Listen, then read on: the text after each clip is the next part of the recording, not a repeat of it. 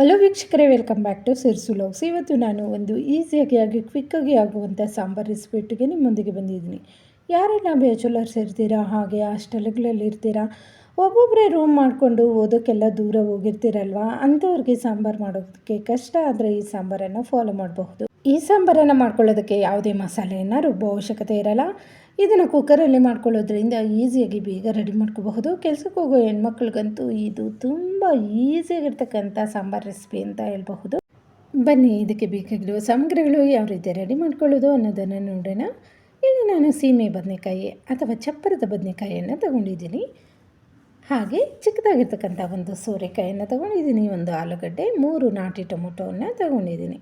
ಮೊದಲಿಗೆ ಚಪ್ಪರ ಬದನೆಕಾಯಿಯನ್ನು ನೀಟಾಗಿ ಕಟ್ ಮಾಡಿ ನೀರಲ್ಲಿ ಸೇರಿಸ್ಕೊಬಿಡೋಣ. ಇದರಲ್ಲಿ ಬೀಜ ಇರುತ್ತೆ. ಆದಷ್ಟು ಎಳೆದಾಗಿರ್ತಕ್ಕಂಥ ಕಾಯಿಯನ್ನು ಬಳಸ್ಕೊಂಡ್ರೆ ಟೇಸ್ಟು ಚೆನ್ನಾಗಿರುತ್ತೆ. ಚಪ್ಪರ ಬದನೆಕಾಯಲ್ಲಿ ತುಂಬ ಹೆಲ್ತ್ ಬೆನಿಫಿಟ್ಸ್ ಇದೆ. ಕ್ಯಾನ್ಸರ್ ಕಾಯಿಲೆ ಇರೋರು ಇದನ್ನು ಸೇವನೆ ಮಾಡಿದ್ರೆ ತುಂಬ ಒಳ್ಳೆಯದು ಅಂತ ಹೇಳ್ತಾರೆ. ಅಷ್ಟೇ ಅಲ್ಲ, ಇದರಲ್ಲಿ ಫೋಲಿಕ್ ಆಸಿಡ್ ಹೆಚ್ಚಾಗಿರೋದ್ರಿಂದ ಗರ್ಭಿಣಿಯರು ಹೆಚ್ಚಾಗಿ ಇದನ್ನು ಬಳಸ್ಕೊಂಡ್ರೆ ಮಗುವಿನ ಆರೋಗ್ಯ ಹಾಗೆ ಬೆಳವಣಿಗೆಗೆ ಒಳ್ಳೆಯದು ಅಂತ ಹೇಳ್ತಾರೆ. ಅಷ್ಟೇ ಅಲ್ಲ, ಪ್ರತಿನಿತ್ಯ ನಾವು ಈ ತರಕಾರಿನ ಆಹಾರದಲ್ಲಿ ಬಳಸ್ತಾ ಇದ್ದರೆ skin problems, cholesterol, heart problem, hair fall ಈ ಥರ ಹಲವಾರು ಸಮಸ್ಯೆಗಳು ಬರದಂತೆ ತಡೆಗಟ್ಟಬಹುದು. ಇವಾಗ ತರಕಾರಿನೆಲ್ಲ ಕಟ್ ಮಾಡಿ ನೀರಲ್ಲಿ ಹಾಕ್ಕೊಂಡು ತೊಳ್ಕೊಬಂದ್ಬಿಡೋಣ. ಒಂದು 2 ಸತಿ ನೀಟಾಗಿ ತೊಳ್ಕೊಬಂದಿದ್ದೀನಿ. ಇವಾಗ ನಾವು ಟೊಮೊಟೊವನ್ನು ಕಟ್ ಮಾಡ್ಕೊಬಿಡೋಣ. ನಾನಿಲ್ಲಿ ಒಂದು ದೊಡ್ಡ ನಾಟಿ ಟೊಮೊಟೊ ಹಾಗೆ ಸಣ್ಣದಾಗಿರ್ತಕ್ಕಂಥ 2 ಟೊಮೊಟೊಗಳನ್ನು ತಗೊಂಡಿದ್ದೀನಿ. ಹಸಿ ಟೊಮೊಟೊ ಇದ್ದರೆ ಹಾಕ್ಕೊಳ್ಳಿ, ಹಾಕ್ಲೇಬೇಕಂತ ಏನಿಲ್ಲ. ನನ್ನ ಹತ್ರ ಇತ್ತು, ಈ ಸಾಂಬಾರ್ಗೆ ಹಾಕಿದ್ರೆ ಚೆನ್ನಾಗಿರತ್ತೆ ಅಂತ ಹಾಕ್ಕೊಂಡಿದ್ದೀನಿ. ಇವಾಗ ಒಂದು ಕುಕ್ಕರ್ಗೆ ತೊಗರಿಬೇಳೆನ ಸೇರಿಸ್ಕೊಳ್ಳೋಣ. ಒಂದು ಚಿಕ್ಕದಾಗಿರ್ತಕ್ಕಂಥ ಲೋಟದಷ್ಟು ಮಸೂರು ದಾಲು ಹಾಗೆ ನಾರ್ಮಲ್ಲಾಗಿ ಯಾವಾಗೂ ಬಳಸ್ತಿರಲ್ವ ತೊಗರಿಬೇಳೆ, ಅದನ್ನು ಸೇರಿಸ್ಕೊಂಡು ತೊಳ್ಕೊಂಡು ಅದನ್ನು ಕುಕ್ಕರಲ್ಲಿ ಸೇರಿಸ್ಕೊಂಡಿದ್ದೀನಿ. ಜೊತೆಗೆ ಕಟ್ ಮಾಡಿ ಇಟ್ಕೊಂಡಿರ್ತಕ್ಕಂಥ ತರಕಾರಿಗಳು 4-5 ಒಣಮೆಣಸಿನ್ಕಾಯಿ, ಬೆಳ್ಳುಳ್ಳಿ, ಈರುಳ್ಳಿ ಸೇರಿಸ್ಕೊಂಡು ಸ್ವಲ್ಪ ಅರಿಶಿಣ ಪುಡಿ, ಸ್ವಲ್ಪ ಜೀರಿಗೆ ಪುಡಿ, ಇಷ್ಟೇ ಸಾಕು. ಇವಾಗ ತರಕಾರಿ ಮುಳುಗೋಷ್ಟು ನೀರನ್ನು ಸೇರಿಸ್ಕೊಬಿಡೋಣ. ಇವಾಗ ಲಿಡ್ ಕ್ಲೋಸ್ ಮಾಡಿ ನಾವು ಒಂದು 2-3 ವಿಸಿಲ್ ತಗೊಬಿಡೋಣ. ನೋಡಿ, ಇವಾಗ ಚೆನ್ನಾಗಿ ಬೆಂದಿದೆ.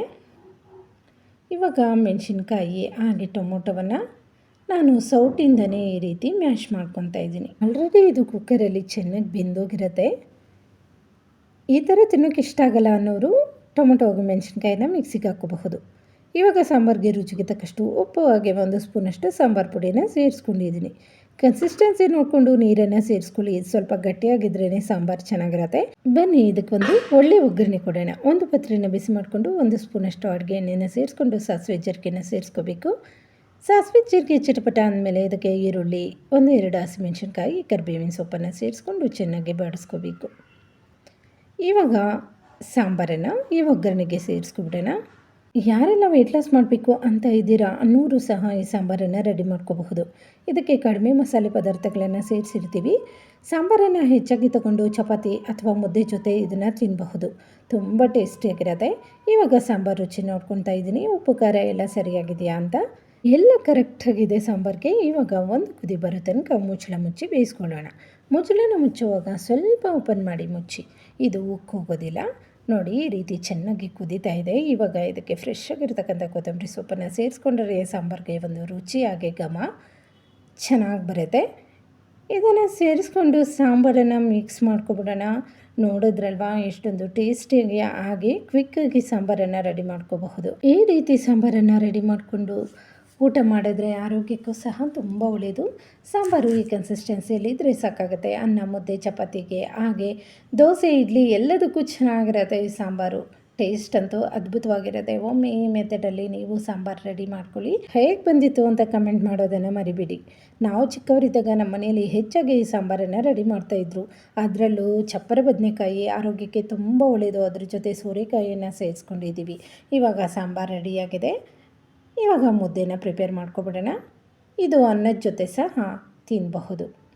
ನೋಡಿ, ಯಾರೆಲ್ಲ ವೆಯ್ಟ್ ಲಾಸ್ ಮಾಡ್ತೀರಾ ಅನ್ನೋರಿಗೆ ಇದು ಬೆಸ್ಟ್ ಫುಡ್ ಅಂತ ಹೇಳ್ಬಹುದು. ಸಾಂಬಾರತ್ತು ತುಂಬ ಅದ್ಭುತವಾಗಿತ್ತು. ಈ ರೀತಿ ಸಾಂಬಾರಲ್ಲಿ ಸ್ವಲ್ಪ ಕೈಯನ್ನು ತೇವ ಮಾಡಿಕೊಂಡು ಮುದ್ದೆ ಮುರಿತಾ ಇದ್ದರೆ ಒಂದಲ್ಲ ಎರಡು ಮುದ್ದೆ ಖಾಲಿ ಮಾಡೋದಂತೂ ಗ್ಯಾರಂಟಿ. ಯಾರೆಲ್ಲ ಬ್ಯಾಚುಲರ್ಸ್ ಇರ್ತೀರಾ, ಹಾಗೆ ಕೆಲ್ಸಕ್ಕೆ ಹೋಗೋ ಹೆಣ್ಮಕ್ಳು ಇರ್ತೀರಾ, ಟೈಮ್ ಇರೋದಿಲ್ಲ ಅನ್ನೋರು ಈ ರೆಸಿಪಿನ ತಪ್ಪದಿರ ಫಾಲೋ ಮಾಡಿ. ಹಾಗೆ ಯಾರೆಲ್ಲ ಫಸ್ಟ್ ಟೈಮ್ ನನ್ನ ಚಾನಲನ್ನು ಸಬ್ಸ್ಕ್ರೈಬ್ ಮಾಡ್ತೀರಾ ನೋಡ್ತಾ ಇದ್ದೀರಾ, ಪ್ಲೀಸ್ ಸಬ್ಸ್ಕ್ರೈಬ್ ಮಾಡ್ಕೊಂಡು ನೋಡಿ. Thank you for watching.